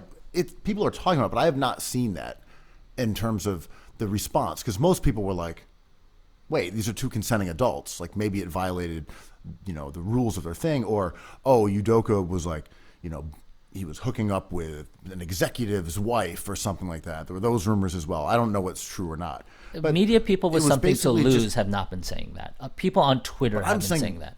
Well, there's always people on Twitter saying something because this is what I mean. It's everyone, they have nothing to lose. Everyone. Right. But I mean, to me, the initial response from people was supportive of Udoka, basically being like, this is grown man BI. Like, why is he being punished for this? Yeah. But that's what everyone said. That was everyone's response. So that's where I'm at. I'm like, if the Celtics handle this appropriately, great. They just haven't made any indication that they did or did not do so. That's my issue. Yeah. I mean, they're playing this I don't know right. if they did maybe. But if they're playing it right, if they have something to hide, which I think they do. Exactly. Of course they do. I mean, me and you know that they do, right? Like, it's almost common knowledge that they do. But, like, they're playing this well because now it's Brett Favre talk. It's amazing, like, the whataboutism is happening. It's like, how come we're not talking about Favre? And everyone's like, all right.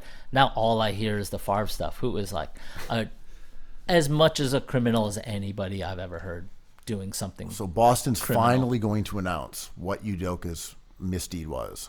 He stole $5 million from welfare recipients in Mississippi and built a volleyball stadium in the middle of a Boston. campus.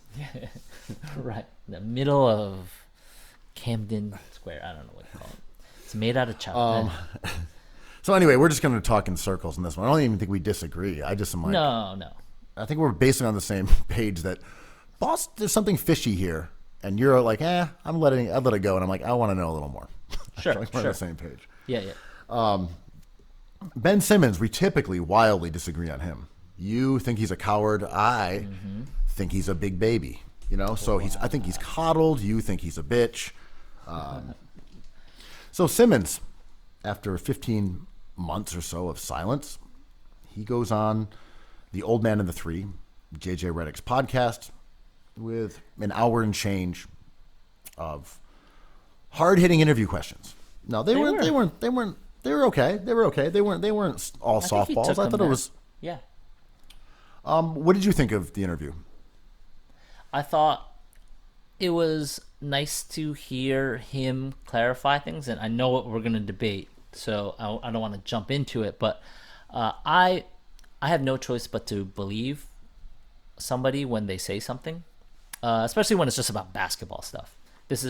He's not Brett Favreing us over here. He's like, I have never told, he's just like, this is what happened. I'm good. And his demeanor, I was happy to listen to it. I didn't watch it, but people pulling quotes, it sounds worse than it is. He was like having a good time on that pod, and they were joking. They were not only colleagues, but they were friends, right? And it was awesome to listen to. But he admitted some things that I thought, I keep on using this idea, this pod, but like it humanized him in a way that I was really into, because it made me like him more. And he admitted, if you believe him or not, to certain small things that we're fixating on that weren't even part of the larger pod. I don't know. I thought it was cool. I thought he did a great job. I thought JJ did a great job, JJ Redick. And it didn't gather any steam because there was kind of nothing there. Yeah, I was going to say, I think from a PR standpoint, it accomplished what Ben and Clutch intended. Mm-hmm. They gave JJ a scoop, and he is someone who is sympathetic to Ben, both as a teammate and former player himself, mm-hmm. and was able to talk to him about these things without it coming off as an interrogation. Mm-hmm. He could follow up and say, hey, Ben, that looked bad, but it didn't come off as an attack. And I thought the point you made about it humanizing Simmons was also very important, because this is a guy who's been viewed as the Antichrist for the last year and a half. And here he is, kind of a jovial, somewhat bland jock. Funny. I thought he was funny. Funny? No, I'm saying he was funny. But I mean, like as a jovial, like he didn't say anything too spicy. He was just kind of there. Like he cursed a little bit. He just kind of hung out there and came off as likable and pretty chill. And then also, but JJ being someone who is his friend, you're like, wait a minute. You mean this guy has a friend? I thought he was the worst teammate ever. And, I'm hearing that JJ liked playing with him and enjoys being around him. Like, who is this? I've heard that he is Satan. My understanding is that he is the evil incarnate as a bad teammate and bad person, and it doesn't seem like that. Right. And I thought functionally, the reason they did that interview was because Media Day was coming up. And now he's got like the really easy out of saying, hey, I addressed a lot of the stuff on JJ's podcast. For right now, I just want to focus on the Brooklyn Nets and winning a championship here for my team. Yeah. And I don't want to, address things from Philadelphia, my old teammates, my old coach. That's just not my world right now. And you can't do anything about that. Because it's on the record. But are you a bitch? Look, I'd love to answer that, but JJ kind of asked him that, and Simmons' answer was amazing. He was like, "Well, kinda, but not anymore." It was awesome. I mean, he accomplished that. Like, if you were a frothing at the mouth Philly beat writer, like, I'm gonna spring my question on him. Are you a coward? And he's like, "Yeah, I've already talked about all that stuff." Just reference the JJ pod, because I want to talk about how fun it is to play with KD and Kyrie. Yeah. And the detail of that question, like what happened with that play, I don't know if Simmons had this scripted, but his language was pretty successful. He didn't say like, oh, I wish I remember. He just said, I should have punched that shit. And I'm like, ooh, that was a very clever way to articulate that. Those words are great, because it kind of reveals his mind state, and it kind of reveals that it's not a big deal. He can call it. He put that play in terms of a game, and it talked about his mindset being like, I'm usually a very aggressive player. I should have punched that. Anyway, next play, I mean, the stuff they didn't really talk about was that Ben's performance in that playoffs, especially in some of those situations late in games, was affected by the fact that he just didn't want to go to the foul line, and that was clear, you know. And to me, that's why he passed that ball. That's why he wasn't as aggressive sometimes as he normally is in looking to get to the basket.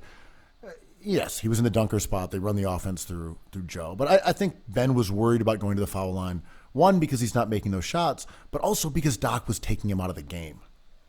And those two things combined, I think, weighed on him in a way that I don't think he avoids contact typically. I think he's got a wonky left-right combination that sometimes makes his body move away from the basket, especially when he's attacking from the right side. But I think he did want to avoid going to the line. Well, he says specifically in that answer, he's like, and JJ kind of paraphrases for him. It's like, when you spin away from Gallinari, your equilibrium is kind of off and you're off balance. And when you spin towards a defender, he's like, all you see is a jersey. It's like, of course, it's just Trae Young. And Simmons is like, yeah, you know, if I knew in that split second it was Trae Young, I would have punched it. But he's like, all I saw was a jersey and I was off balance. And as we saw, Matisse was right there. But he said, like, the team lost the game. Like, that play, Yeah. I mean, I am very much an apologist for that play. It was a quick decision. He was spinning. I think that's all true. I just also think that he didn't want to go to the foul line late in that game, and that affected his play. And I'm the Ben Simmons apologist, but I'm like, I think that's true. Early in that series, and even in that game, Doc was taking him out to avoid him getting fouled. And to me, that's the exact opposite way of approaching it. Doc should have been out there saying, Ben, you're a 60% foul shooter. There's no issues. You get fouled, go to the line, knock him down. Who cares? I thought that, and we've talked about this for hours, and we still don't know. Totally. But I thought the interview was interesting because I was talking to you about it as I was listening to it. It's like, oh, this is more emotional than I thought it would be, which is cool because we have the basketball stuff. We have it all, and because we watched it happen. But it was cool to hear him talk about it. And an interesting debate would be like, when he says he was in his own head, like, what does that mean? And do we need to know more information? And it, to me, just watching with my eyeballs, it seemed like he was flustered in that Jason Tatum way in the finals, where I'm like, oh, this is crossed over to whatever you want to call it, the yips or something mental, or to me, I would say, to a human level, right? Like, he's no longer on the court. He's kind of floating in this world, but we're watching him play basketball still.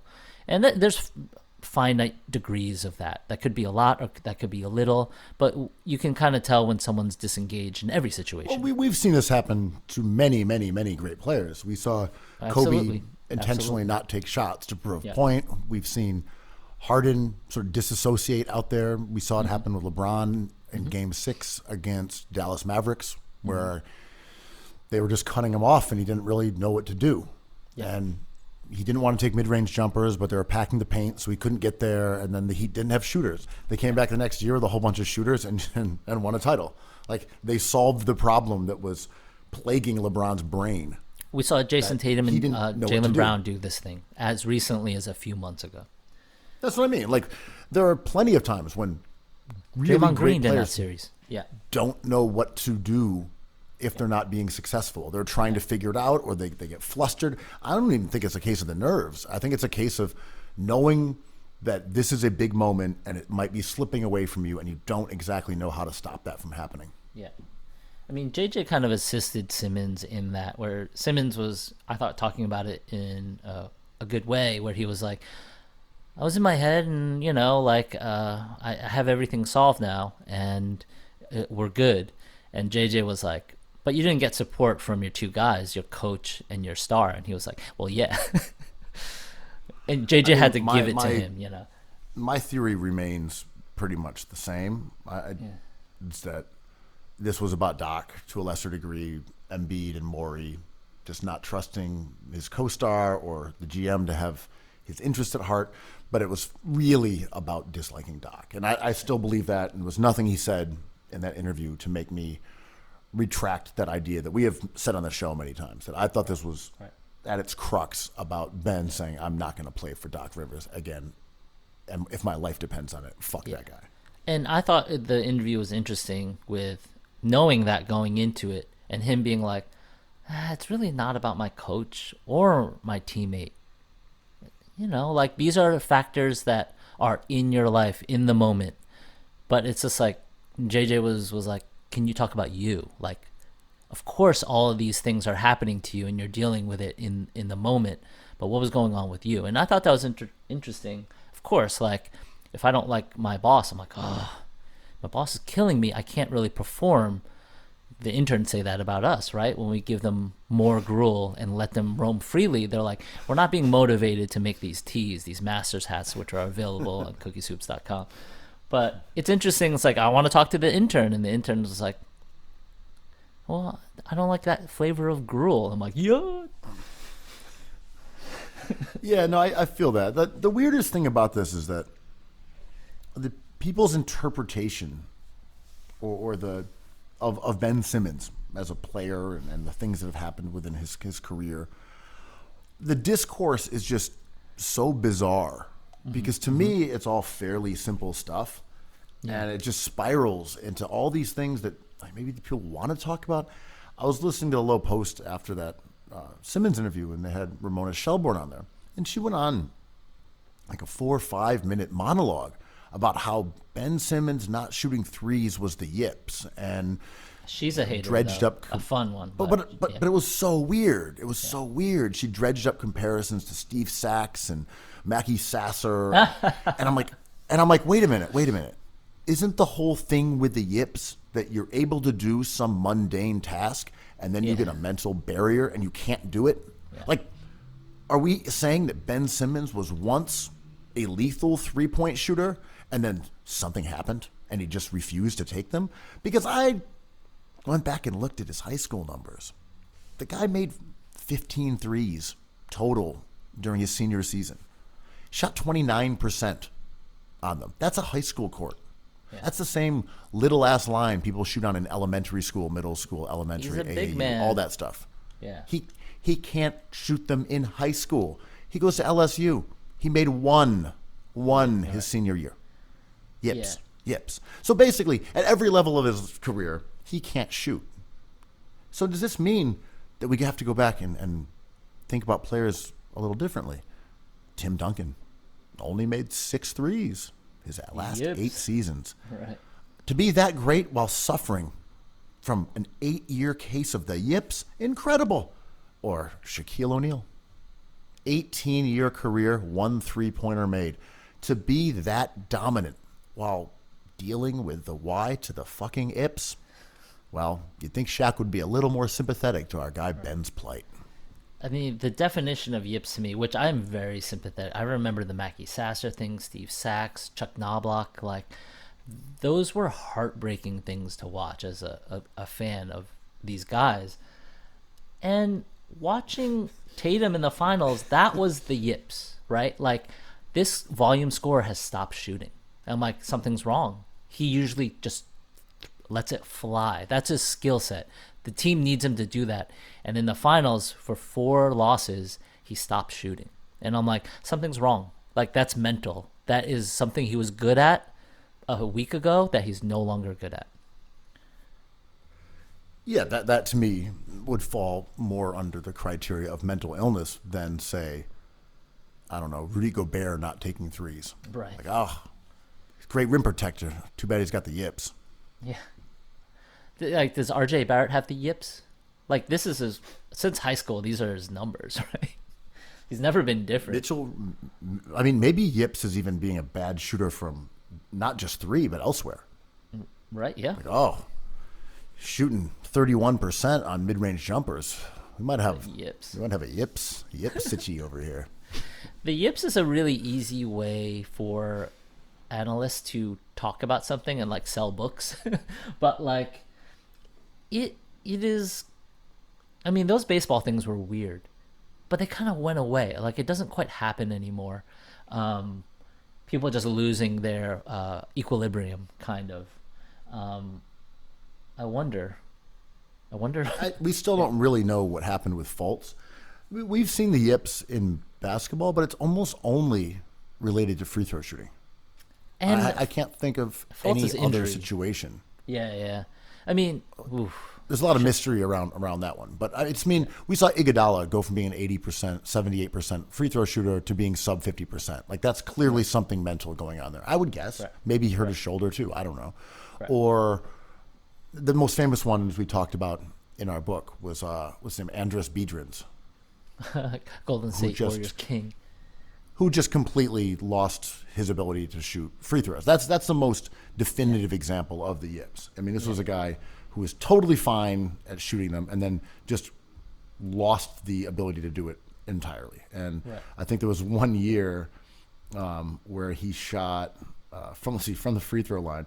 His final year, or final couple of years, there was a span of 128 games where he shot 24% from the line, including one year where he shot 16%, one year where he shot 11%, and one where he shot 17%.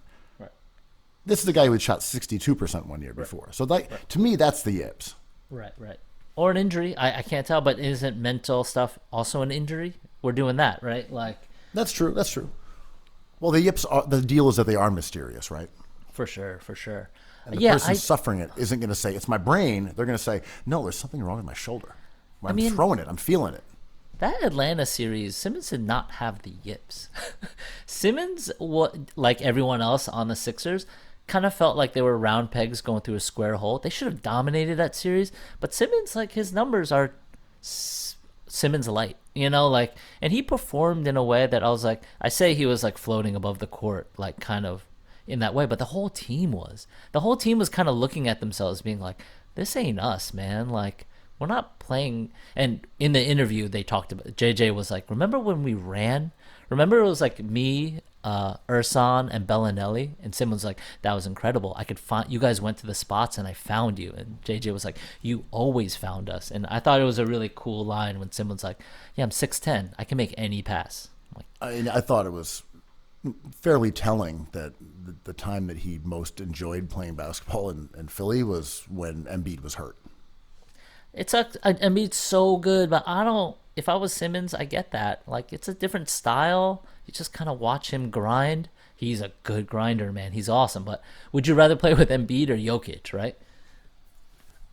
I mean, my issue with Embiid is just that he's going to have to become a better passer. He's going to have to start being willing to share the offensive role in a way that he has been resistant to do so far if they're going to take further steps going forward, because this has happened over and over and over. And other guys get the blame every time. Yeah. But the reality is that Joe isn't willing to share the offensive burden when the chips are on the line. You know, he wants the ball, even if the defenses are sending everyone at him. Mm-hmm. He wants to take those shots. He's willing to take a contested fadeaway over two guys. He'll take that burden. He will shoulder it. But it's also because he is very territorial.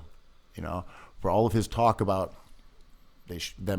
Jimmy Butler and flirting with him about playing in Miami and ruining the Sixers letting him go, you can go back and find on the record like 3 different times when Joe criticized Brett Brown after the Butler trade and said he didn't feel like himself because he wasn't getting the ball where he wanted it. He wasn't getting the ball late in games. And Joe is very territorial. He has that Mamba mentality. He wants to be the guy with the ball in his hands. He wants to be the superstar. So, like, you can put as much talent as you want, but, man, a guy in the post who's demanding the ball and wants it more than anyone else, you kind of have to give him the ball. It sort of fouls up the entire offense if you don't just let Joe do his thing. So I think it's on him to say, I got to let Harden be James Harden. I got to let Maxey, explore the upper limits of his game versus saying, this is the Joel Embiid show. I'm going to be the MVP candidate. I'm going to lead the league in scoring. I'm going to be the face of the franchise. I think he's just got to be a little more magnanimous, and then they can, hopefully go further. And this is a layer of criticism I have for Doc Rivers that is different than rotations and philosophy. He's known as the player's coach, and you get a certain reputation because of certain things. Joe wanting to be the man is what we want from our superstar. I want Joel Embiid to be like, I want a 50% usage. I will carry this team on my back. Like, ooh, you want 10 of those guys on your team. But then as a coach, you want to be able to be like, well, listen, Joe, there's a greater good here. And we know you're so good, but you got Jimmy Butler on your team. You have Ben Simmons. Like, we can be either a sports car or a pickup truck, and we need to operate as fast and efficient as we can go. We don't need to plod through you, but we want you to play and think that you are the best player on the planet. That's what we want. But then Doc is known as a player's coach because I bet you he concedes a lot to his stars. I bet you he's like, you're the man, Joe, and do your thing. It's like, you are the best player. I will let you're a player coach, basically. Call your own plays. Isolate when you feel like it. Pull up, and I don't think... It does seem to me, exactly as you were saying, that dynamic is part of the rift between Ben and Joe and Doc and the Sixers. Right, was that right. Doc said, Joe is our guy. We're running through Joe. Late in games, Ben, go stand over there, hold your dick. Joe's going to post up. And Ben, he's the best player. Yeah. Win or lose with said, Joe. I don't want to do that. I want to be able to create. I don't want to stand here and play like Brandon Bass. And Doc was like, nope, we're going with Joe. And then when Ben bought in... coaches are not good. Ben bought into it, at least as far as being on the floor, and he went and did that. And then after the game, both of those guys throw him into the bus. He's there like, wait a minute. I've been standing over here not doing anything for most of the half-court offense in the second half of the year, and now I'm the bad guy? Yeah. Look, my thing is about Joe is that I don't think he's doing anything wrong. It's totally cool if Joe says, I want to be the face of the franchise. I want to be the MVP. I want to be the scoring champ. You've got one career, man.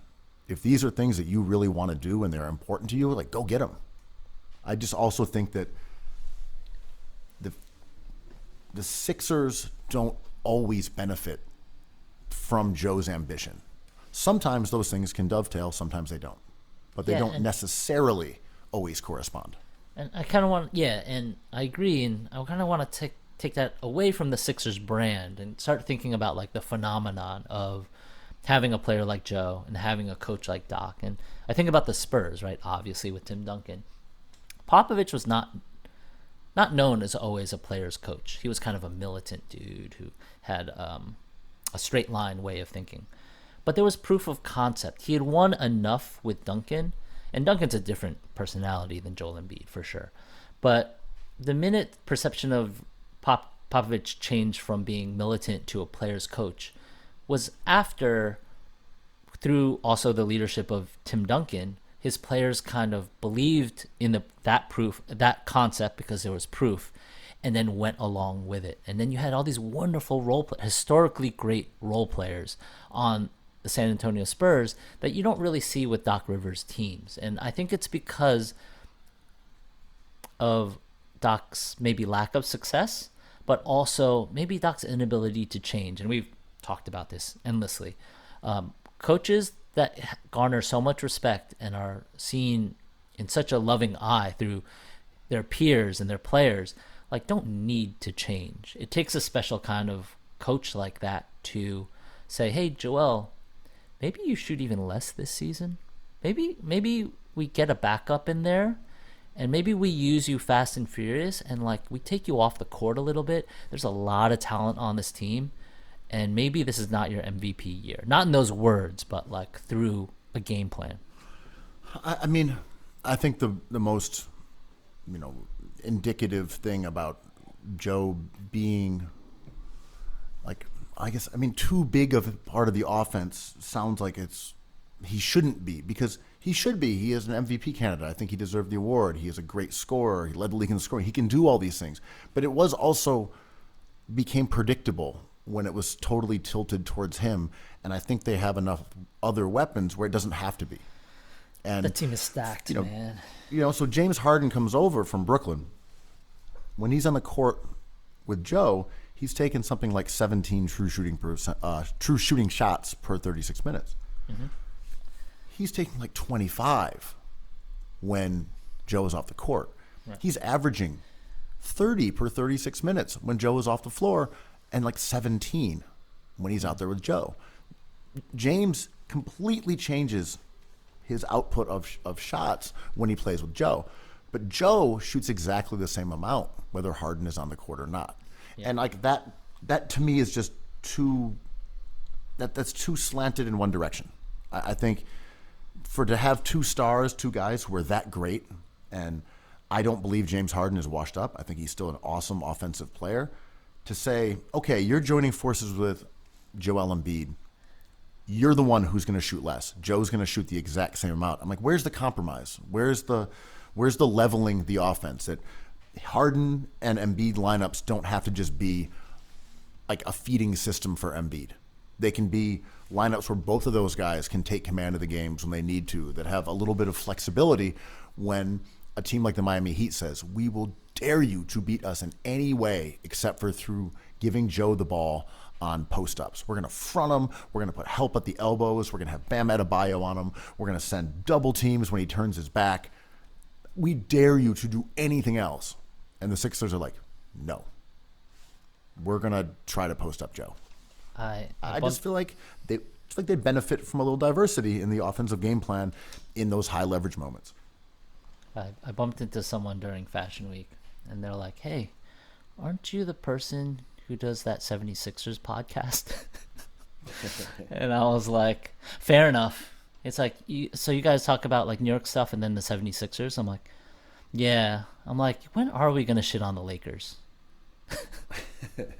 To be fair, we have not talked about the Sixers much lately. And we did have the only Ben Simmons real news in the last like 15 months, at least in terms of the trade, but him going public. But we're not talking about Ben Simmons, right? Like we're talking about Joel Embiid. We've been judicious. Yeah, okay. I mean, fair enough. And there's it's coming. It's a lot of it's coming. But before we leave, can we crap on the Lakers a little bit? What's up with that roster? What's new to crap on? Oh, Lakers getting Schroeder. Yeah.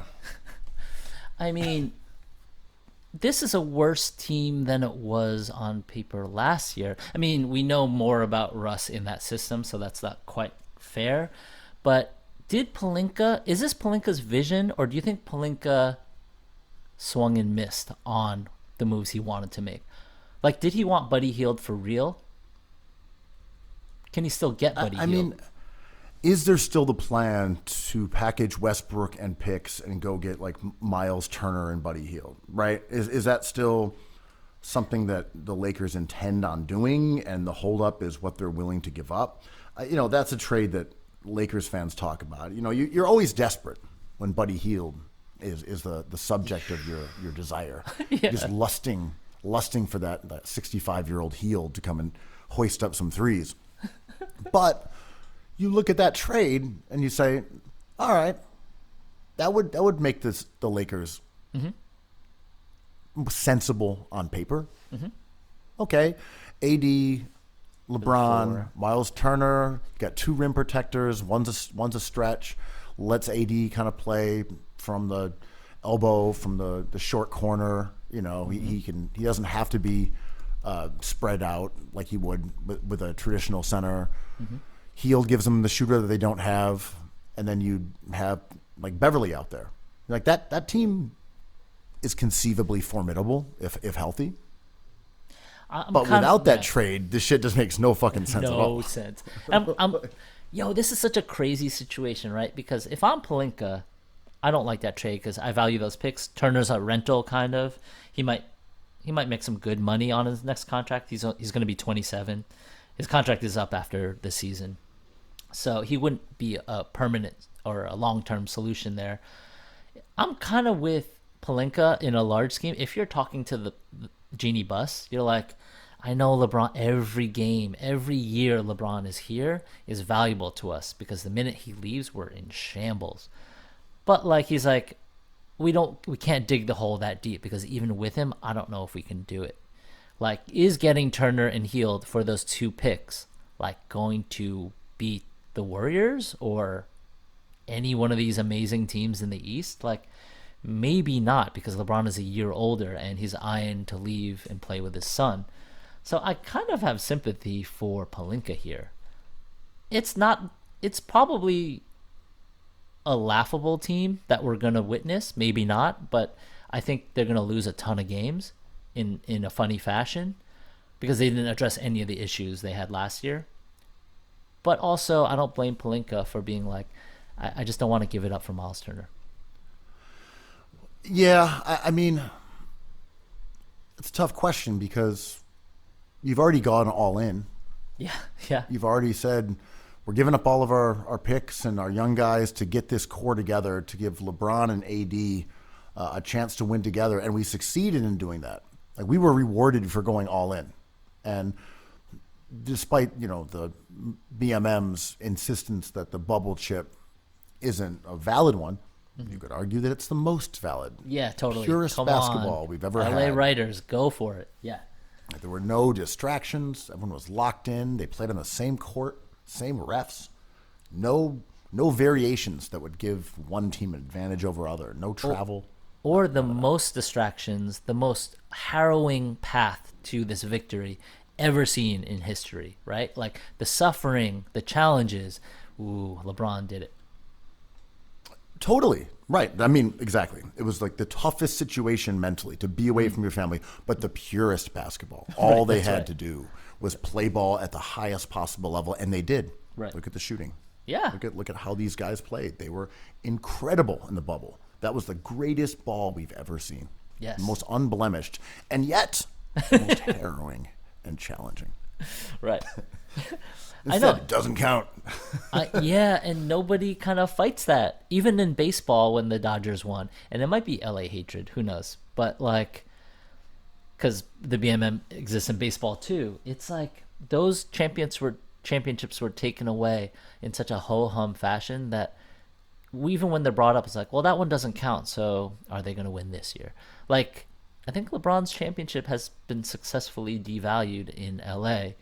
And if it had happened under terms that we all agreed were legitimate or even more legitimate, we wouldn't be talking about the team this way. It would be like, well, you guys did your duty. Like, it's not going to work out, but like maybe rebuild at your own pace. But instead, there's like a feverish urgency. I mean, I think that's true. Like, what are you waiting for? Yeah, right. Like, do you think that after you get rid of Russ and you'll have money coming off the books, or do you fear that LeBron's going to leave? Yeah, right. Both. Is that part of the calculus here? That I know LeBron has an extension, but he can opt out in 2 years, right? Yeah. So he maybe can opt out you're- in 2024. Yeah. Yep. Right. So maybe there is some hesitation to say, well, if LeBron opts out and goes back to Cleveland or does And something, Turner goes- opts out. Yeah. and go plays with his son, Yeah. we're going to be back in the dumpster, and we won't have our picks in like 2026 and 2027 or whenever they're first eligible to start coughing those up.